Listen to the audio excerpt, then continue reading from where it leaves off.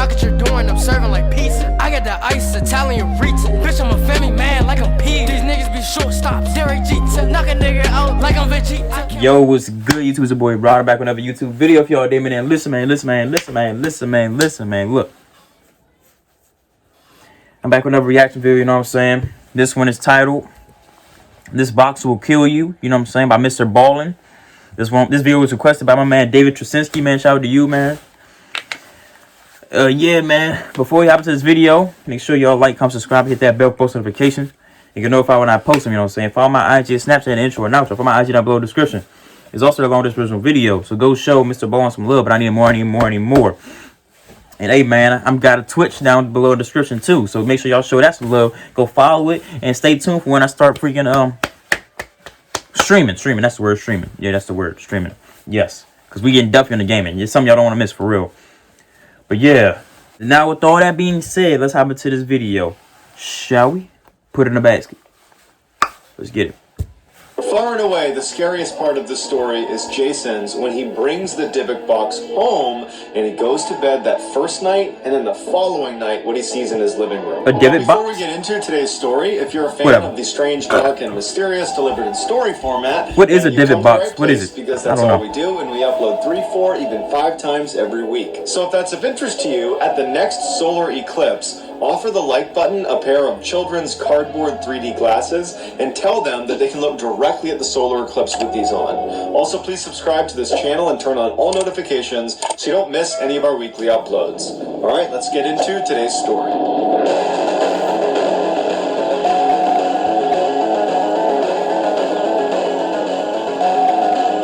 I had a song playing in my head as I was dancing. Just so y'all don't think I'm crazy enough. You know what I'm saying? 2003, Kevin Mannis owned an antique shop right in downtown Portland at the base of the Burnside Bridge, which is considered the gateway to the city. Because Kevin owned this antique shop, he was always at yard sales and estate sales looking to find the next thing he could sell at his shop. And so one day there was this estate sale over at this woman's house. She had just passed away. She was about 103 years old. She was a Holocaust survivor. Wow. And her estate was being sold. And so he goes over to the house and he sees the way they're selling all of her items is by bundling them in different lots. So depending on what item it was, they'd be bundled with similar items and then sold as a package. So the people there would be bidding on the whole lot. They couldn't buy individual items. And Kevin had his eye on one particular lot called Lot 29, and Lot 29 included a couple of small tools that he wanted to sell in his shop, and it had this mystery box, and that's exactly as it was labeled. It just says mystery box on it, and he was intrigued by it. And so he placed a bid on Lot 29, and ultimately he won the bid, and he was really happy about it. So he takes the contents of Lot 29 and he wheels them over to his car, and as he's loading stuff into the back of his car, someone behind him says, "Oh, so you went with the Dybbuk box, huh?" And Kevin in his head went right back to his childhood, because growing up, he had always been scared of Dybbuks, because a Dybbuk is a malevolent spirit in Jewish folklore, and Kevin was Jewish, and so his parents used to say, "Oh, you better not do that, Kevin, or the Dybbuk's gonna get you." And so he grew up terrified of Dybbuks, and so his interest is piqued. And Kevin turns around and he says, "Did you just call this box a Dybbuk box?" And the woman's like, "Yeah, and my grandmother was terrified of it, and she said no one could ever open it." And Kevin turns to look at the box, and it's about 2 foot high by 1 foot wide, and there are these little doors that swing open on the front, and then on the bottom there's a drawer that comes out, and there's one lock that sits across the 2 doors, and it's currently locked with a little padlock. And he looks up at her and he goes, "Why can't you open it?" And the woman just says, "We never knew, but our grandmother would always go every time we said the word Dybbuk, and so it was weird enough that we just never asked any questions and we stayed away from her Dybbuk box." Kevin agreed that was pretty weird, and he finished loading his car, jumped in the trunk, said bye to the woman, hopped in his car, and he drove away. And he never really gave it a second thought. At this point, he's not thinking the Dybbuk box is anything malevolent. He thinks it's just some random chest that he won at an auction. Kevin drives back to his antique shop and he begins unloading all the things he won at the auction. He brings them inside and he brings them downstairs, because the top floor, the main floor, was really where he sold things. When he got new items, he would bring them downstairs to his warehouse of sorts, which was much bigger than the first floor, had lots of rows of shelving, and it had a workstation down there. He would bring his new things down there and he would price them and get them ready before bringing them back up. And at Of course. He doesn't heed the warning. He doesn't actually believe the person telling him to beware of the box, basically. And of course, he has it downstairs in a warehouse type basement thing. You know what I'm saying? Gee, of course. This is typical. This is typical, man. Oh my goodness. And the grandmother, but the grandmother said, yo, if they kept looking at it, that's what she was doing. I'm just playing. I'm a clown. You know what I'm saying? What if she was actually doing that though? That'd be hilarious. But hey, look, let's get back to the story. At some point, he brought the Dybbuk box in, and he brought it down, and he put it on the back table. He was about to just leave it there and go back upstairs when suddenly he became really curious, and he really wanted to open the Dybbuk box. And so he goes over and he kind of yanks on the front two doors. He doesn't want to damage it, but he can tell this lock is relatively new, and it's not just going to come off. And so he doesn't have the key to it, and he doesn't have a way to clip the lock. And so he takes a screwdriver, and he basically wedges it underneath the actual metal clasps that are attached to the wood, and he slowly kind of bends it up and bends it off and pops it out of the wood.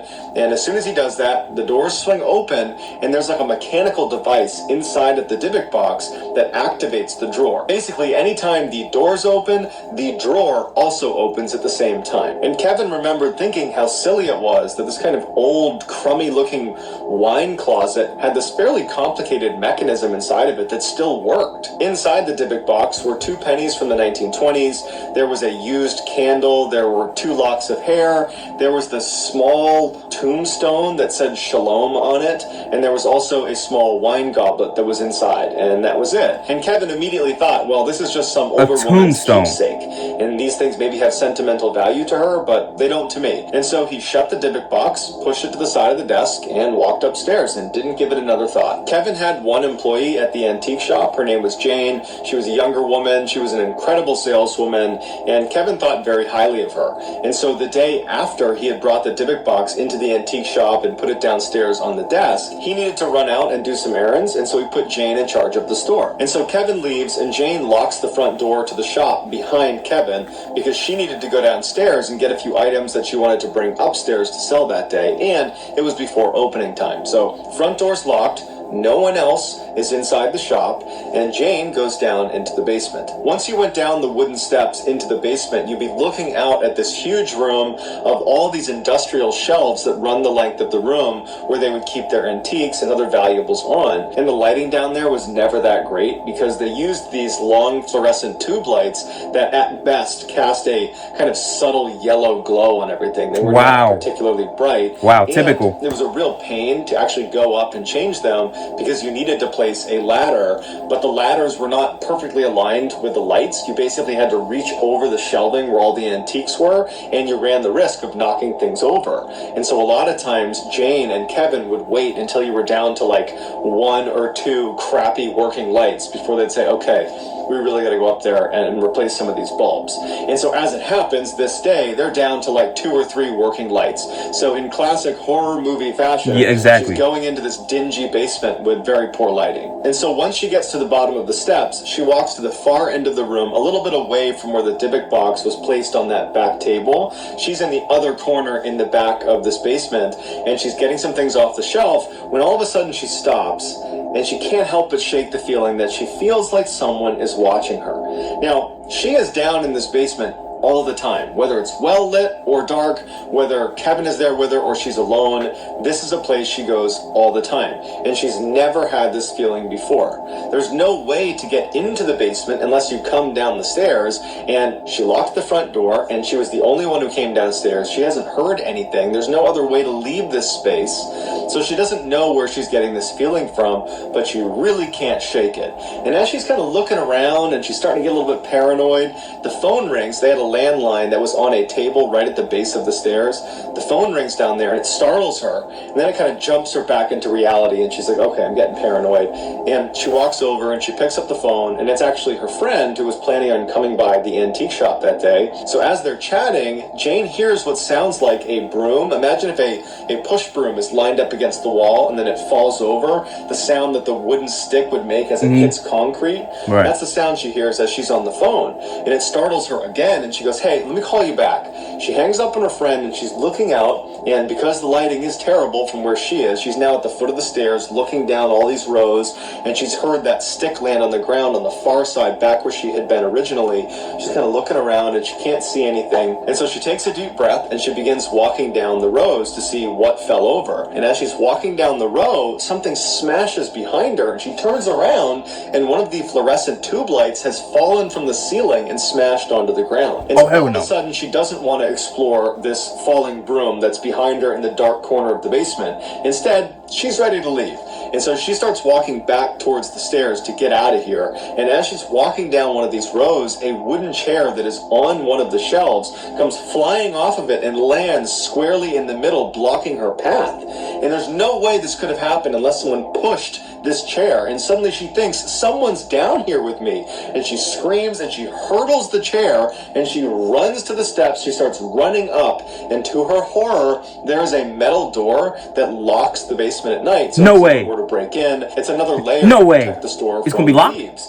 And it was shut and locked. No! It can only be locked from the outside. No way. No way. So no there's way. no way she would have done this by accident. And now she's freaking out because she's trapped in the basement with some person running around, pushing chairs over and breaking lights. And so she grabs the gate and she starts shaking it and she's yelling for Kevin, thinking maybe he came in and forgot I was down here and shut and locked the gate. And she's checking over her shoulder, looking down into the basement, and she starts hearing more lights falling off the ceiling and shattering on the ground. She is in absolute panic mode. She's just waiting for someone to come bounding up the stairs towards her. She has no idea what to do. She pulls out her phone and she calls Kevin. Meanwhile, Kevin is making his way back to the antique shop. He's only a couple minutes away, and he sees his phone ringing that was sitting on the passenger seat, and he picks it up, and it's Jane, and he answers, and immediately Jane is hysterical and she's screaming that someone's in the antique shop that's breaking things, and Kevin's like, slow down, what's going on? And all he can hear in the background is the sound of what sounds like glass shattering and things falling and breaking. And he's like, wait, what's going on? Are you okay, Jane? Like, where are you? And he hears her say, someone's in the basement.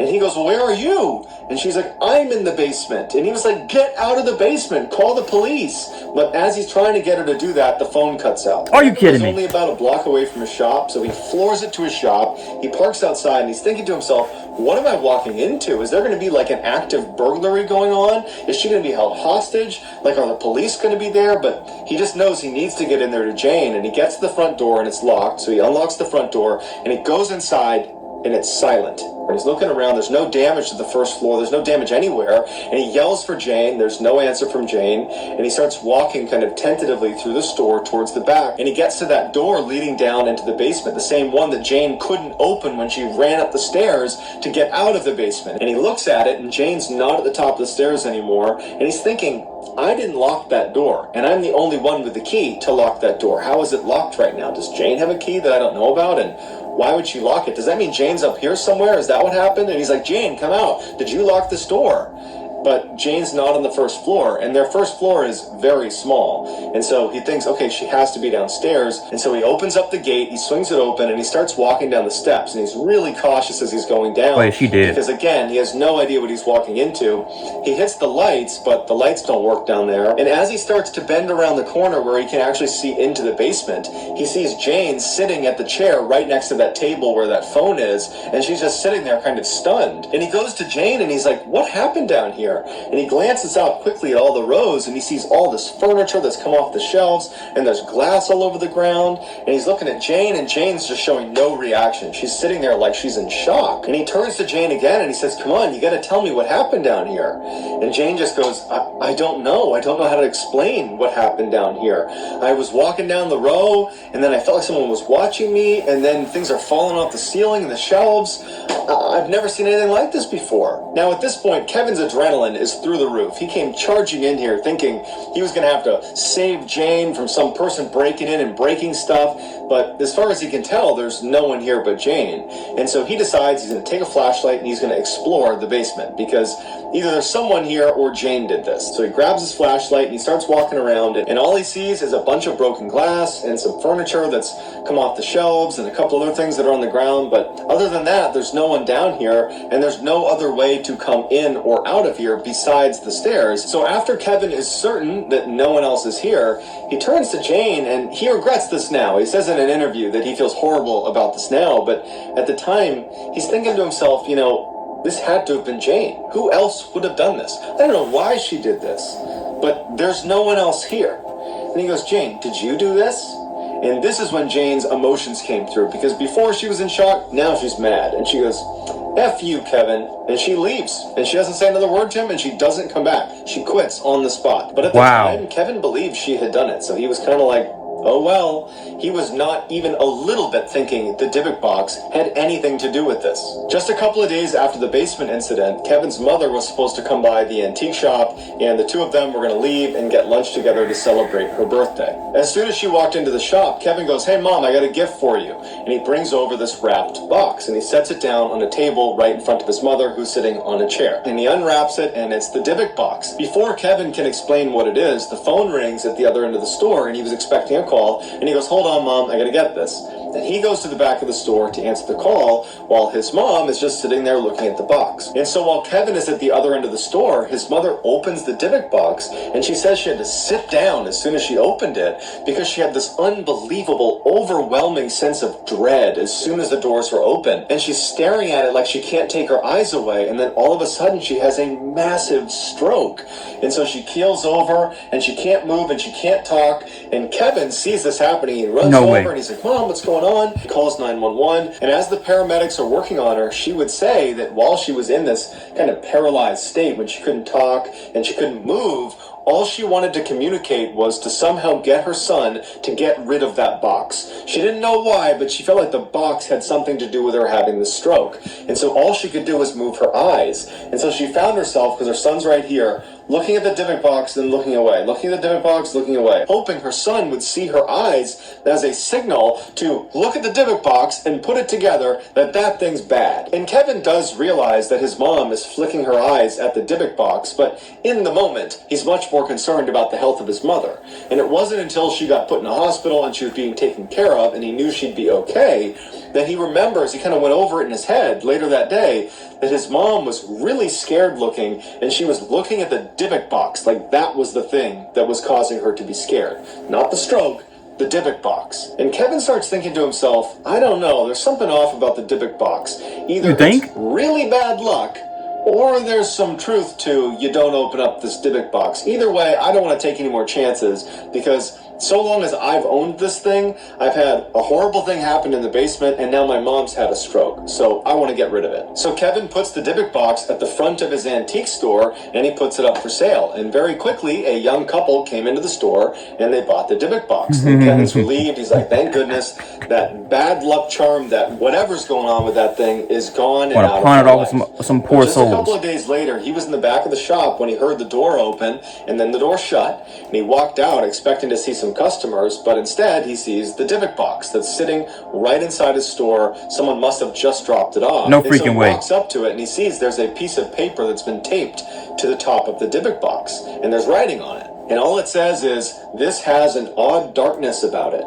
This really freaked Kevin out, because in a way, it was like other people were confirming that something was wrong with this box. Kevin did not want the Dybbuk box to be in his store, so he put it in his car, and he drove back to his house, and he put it in his storage locker, and he locked it up. At your own house. That night, when he went home...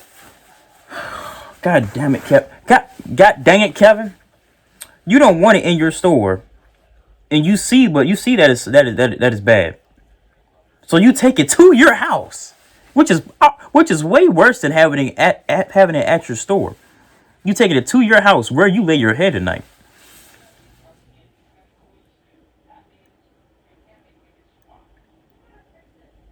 Dummy. You what?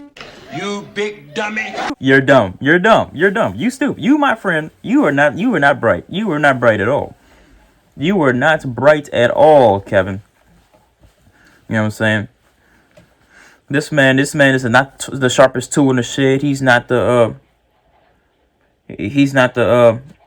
shoot, I can't even think of another saying, but that man retarded. Just you see that it's bad luck, and you see that you see that people confirming that is bad news, that box is bad, and you get rid of it, and you think, oh yeah, it must be bad. I don't want it in my store, so you take it to your personal house where you lay your head at night. Dummy, you're retarded. You're retarded. So we're gonna see what happens. You know what I'm saying? Because cuz retarded. Home, he went to bed, and he had this dream. Where in the dream, he's walking in this courtyard and he's holding the hand of this woman who he believes is his friend, and he trusts this person, and the area he's in feels very friendly, and it's a very positive dream. And as he's walking, all of a sudden, this person starts to pull away from him, and he can't move anymore, and he's losing the grip on this person's hand, and they keep moving and moving until their hand is out of his, and they disappear into the corner of the courtyard where it's totally dark. And so he's looking into the darkness, waiting for his friend to come out again, and he can't move. He's anchored to the spot, and as he's looking, he sees what looks like an old woman walking out of the mist, and her head is down, and he can't tell what she's doing, and she's pretty far away, and she's walking closer and closer to him, and when she's about 5-6 feet away, she raises her head up, and her whole face is falling off. All the skin is falling off of her face. It's rotting. What? She's like a corpse. Oh! She raises her hands up in front of her, then she grabs his face and begins pulling off pieces of his face until he suddenly wakes up. Kevin had to compose himself in bed because he was so scared from the dream he just had. He sits up and he goes into the bathroom to get a sip of water, and as he walks past the mirror, he notices there are marks on his shoulders and his arms that he did not have before. It looks like bruising almost. And he's looking at them and he's thinking, no way.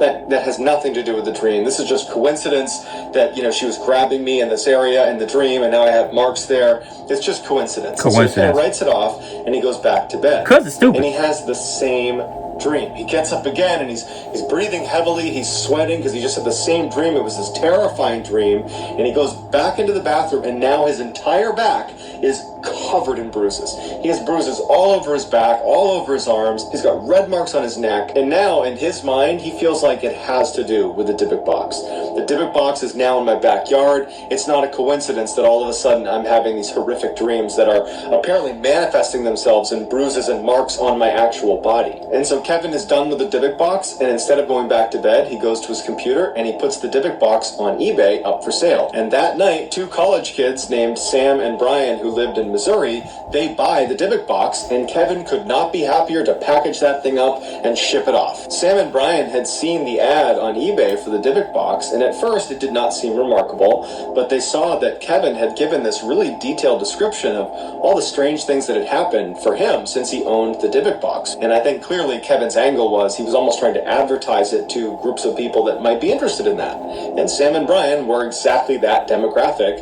because they were looking for things online that were considered haunted. They wanted to see if ghosts and the paranormal were real, and so they were eager to buy the Dybbuk box and test it out. And 3 weeks later, when this package finally arrives in Missouri at their house, Brian was still out at class, but Sam was home, so he receives the package, he eagerly brings it into the kitchen, he unpackages it, and he sets it on the kitchen table, and just a few minutes later, Brian comes home, and Brian would say in interviews that when he walked in, it smelled like someone had peed all over the apartment, like there was urine everywhere. He was walking around thinking, what happened? This smells so bad in here. And he walks into the kitchen where it was the strongest smell, and there's Sam proudly standing next to this awful looking chest, which was of course the Dybbuk box, and he realizes, Brian does, that the Dybbuk box is what smells like urine.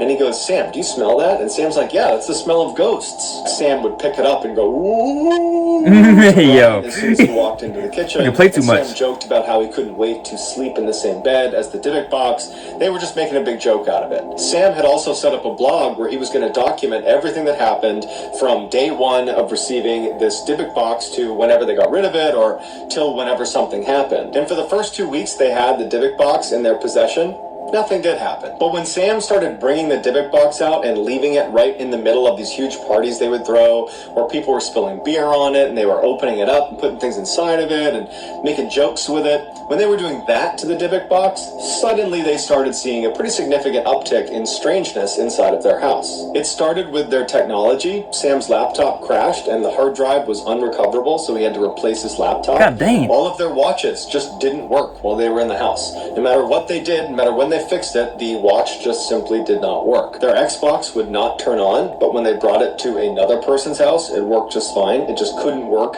inside of their house. And the toaster, anytime you turned it on, it basically immediately incinerated whatever you put inside of it. But none of these technological difficulties were frightening to Sam or Brian. They were just frustrating. And I don't even think they were connecting them with the Dybbuk box. It was just this thing that was happening to them. It wasn't until the light bulbs in their house started bursting in the middle of the night that they started to get pretty creeped out about some of the things that were happening in their apartment. That now all of a sudden it did seem like, maybe if the Dybbuk box really is cursed, this might be how it would manifest.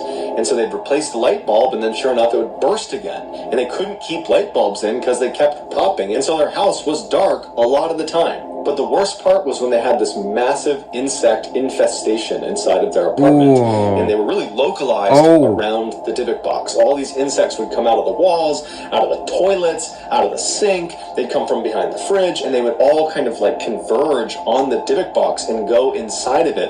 The Dybbuk box at one point was swarming with insects all over, and they had to shut the door. They couldn't even go in the room with the Dybbuk box because it was just covered in insects. Oh my But God! despite how scary this was for the boys, they had become kind of like a cool talking point on campus because of Sam's blog that a lot of other students were following. And so the boys kind of liked the clout they got with that, and they decided they didn't want to get rid of the box after all. But it wasn't long after the insect infestation that Sam began losing all of his hair, and at the same time, he started having this constant hallucination that there was an old woman in his peripheral vision on either side of his head pretty much at all times. Anywhere he went, there basically was someone he couldn't quite see following him around.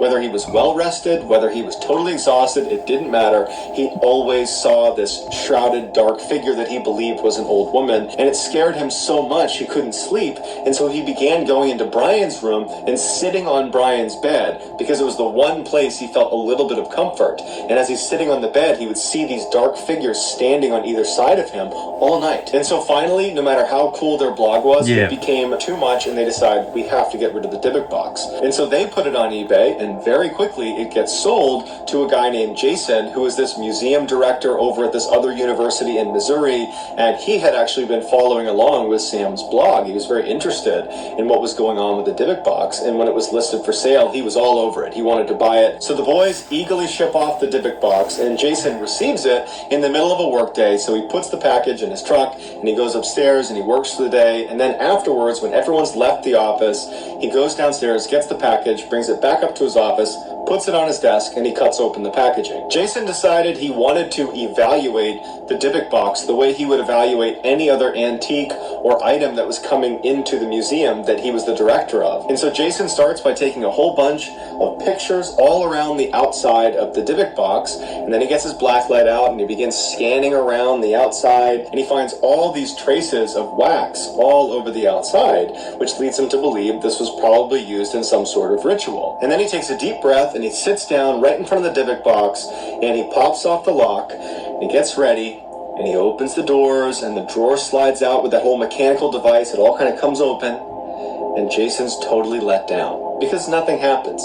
And part of him thought, if this thing is haunted, as soon as you open it up, the haunting's going to begin. And nothing happened. And he's pretty let down about it. And so ultimately, after staring at it and looking at the pennies that are in there and the Shalom statue and the locks of hair, he's just kind of let down by it, and he decides, okay, I kind of got my hopes up for something. This was clearly a hoax. There's nothing going on here. It's just a random old chest. And so he closes it up, and he puts it on another desk that wasn't the one that he worked at, but was just kind of another table inside of this office that he shared with some other people. And he figured it would be a good talking point to tell his colleagues about, and it would be kind of like a showpiece. So the next day, his colleagues come in, and he explains what a Dybbuk box is and the history around it, that it's supposed to be haunted, and it makes people sick and gives people strokes, and there's been insects that have been known to come out of it and go into it. It's this very creepy thing, and his colleagues are like, wow, that's pretty cool, but they don't think much of it until all of the electronics inside of their office start to fail. Namely, their computers start crashing, and their IT department comes up, and they're like, we don't know why this is happening, but sorry, we can't recover it. And the light bulbs kept going out to the point where they went out and got this huge pack of extra light bulbs to replace the light bulbs as they went out. Something they never had to do before, but all of a sudden the Dybbuk box is in the room and the light bulbs are going out left and right. And then finally, Jason's co-workers that share that space with the Dybbuk box, they all got sick. And they blamed the Dybbuk box. They said, you know what? We were fine until that thing came in here. Now all of a sudden our computers don't work, the lights don't work, and we're getting sick. Let me guess, Jason don't believe him. Jason. So that day after work, Jason goes and takes the Dybbuk box, puts it in the back of his truck, and his truck had a cover on the back. So he secures it in the back, he drives home, and he doesn't want to bring it inside because it just seemed weird to bring a cursed object inside. Yeah, it's stupid. His co-workers just made him get out of their space because it was making them sick, and it was ruining their things. So he thinks, okay, I'll leave it in my truck overnight, and I'll figure out what I'm going to do with it tomorrow. He goes inside, he says hi to his family, and before long it's time for bed, and Jason goes to sleep. In order to understand what happened to Jason, you need to understand the layout of his house. When you open the front door, you walk inside, and there's a wall on your right-hand side, that's the side of the house, and you walk forward about 5 or 6 feet, and on your left is a staircase that goes up to the second floor. If you walk up that staircase, straight ahead of you is going to be a bathroom. If you go left and walk down the hall another 5 or 6 feet, you come to the master suite where Jason and his wife would sleep. If you walk through that door, there is a wall on your left where there's a big bay window that looks out onto the street. And there's a big street light that sits right outside that projects very orangey yellow light into their room at night. Even though they have a shade up, it's this orange glow that comes through this window right here on this side. And then on the other side of the room is the bed. And the bed is situated where the feet are pointed towards this window over here, and the head of the bed is against this wall. And it's centered on this wall here. And Jason, if you were looking overhead at the top of this bed, Jason's on the left side, so he's the farthest into his room, and his wife is the closest into the room. So that night, Jason goes to bed and he falls asleep. But just a couple hours later, he wakes up suddenly and he can't move his body. He can only move his eyes. He's laying on his back. Sleep And the paralysis? light from the street light is very strong. It's this orangey glow in their whole room. And he's laying there trying to move his hands and his legs, but he can't do it. And as he's doing that, he starts hearing footsteps out on the stairs. And they're distinctive sounds. Slow, plodding steps all the way up to the second floor. And Jason's laying here with his eyes looking towards the door because his door's open and he can barely see into the second floor landing, and he's waiting to see who came up the stairs. And his heart's racing and he's looking, and out of the corner of his eye he sees what looks like a dark figure begin to walk into the room. And his heart starts racing even faster when he can tell it's definitely not someone he knows. It's this woman, this older woman with a shawl over her head, and her head is tucked down so you can't see her. Pop up. This is all out of the corner of his eye, and because of the orange hue coming in from the window, he can definitely tell that there is a real solid figure right there. This is not in his imagination, it's right there. And this woman begins shuffling her way across the foot of the bed, and right at the foot of the bed, as Jason's looking at her, she turns and looks directly at him.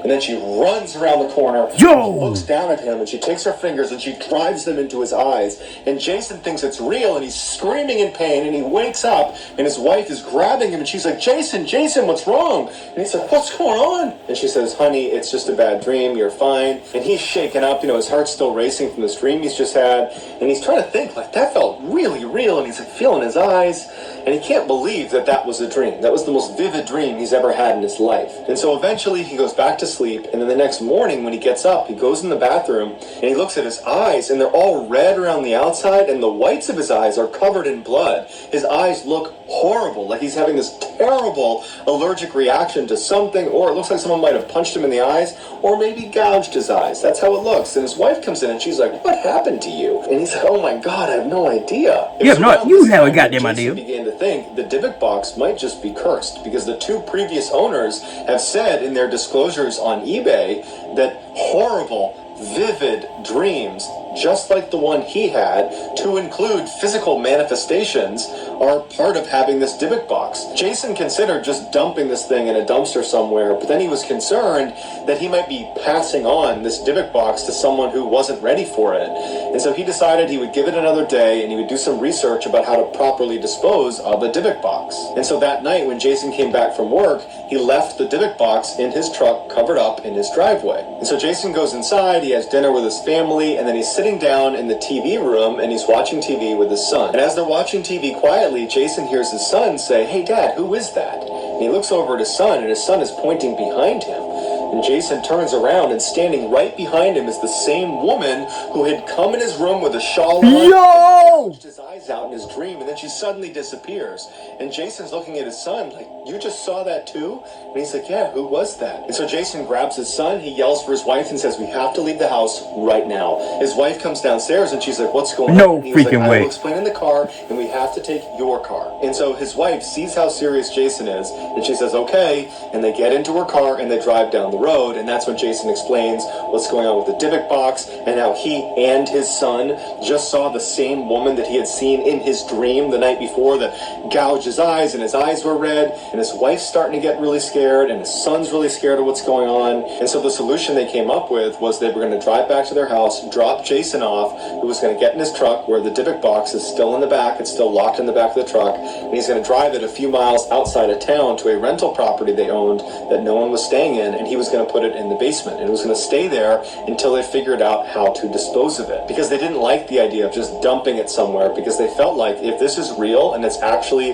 this cursed Dybbuk box, then somebody else is going to be cursed by this Dybbuk box unless we find a way, or at least attempt to find a way to contain it and destroy it. And so Jason gets dropped off, he gets in his truck, he drives to the rental property, he puts it in the basement, he seals it up, and he goes back to his house. Once Jason got back to his house, his wife and his son came back as well, and that night Jason would go on eBay and he would find the contact information for Kevin, the original owner of the Dybbuk box after the estate sale. And he called him that night, and Kevin actually picked up, and the two of them spoke, and Kevin ultimately agrees to help Jason find a way to properly dispose of this Dybbuk box. And what Kevin offers to do is drive back to the house where he had originally purchased this Dybbuk box and see if he can get some more information about what it is and what they do with it. The next day, Kevin, the antique shop owner, he goes back to the house where he originally bought the Dybbuk box at the estate sale. He knocks on the door, and an old woman comes to the door, and Kevin introduces himself, and he says, hey, I was here not too long ago, and I purchased lot 29 that included that Dybbuk box, and I wanted to know some more information about it. And the woman reacted, and she's like, I told my family not to sell that. I know what was inside of it, and I know you're not supposed to open it, and I tried to tell my family, and they didn't listen. I really hope you didn't open it. And Kevin's like, actually, yeah, I did open it, and he described all the horrible things that happened, and he described selling it, and all the subsequent owners, how they've had all these issues, and how they've arrived at this place now where Jason in Missouri is having all these issues, and they're trying to find a way to dispose of it. And that's when Sophie describes what's actually inside of this box.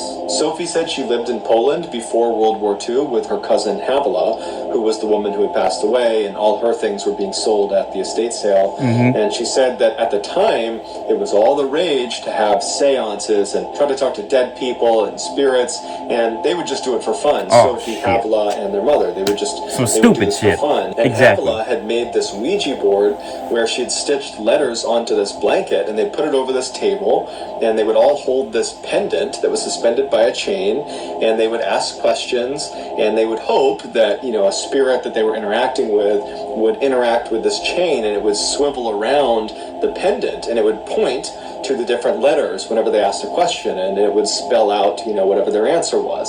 And Sophie said nothing ever happened. It was just kind of a fun thing for them to do.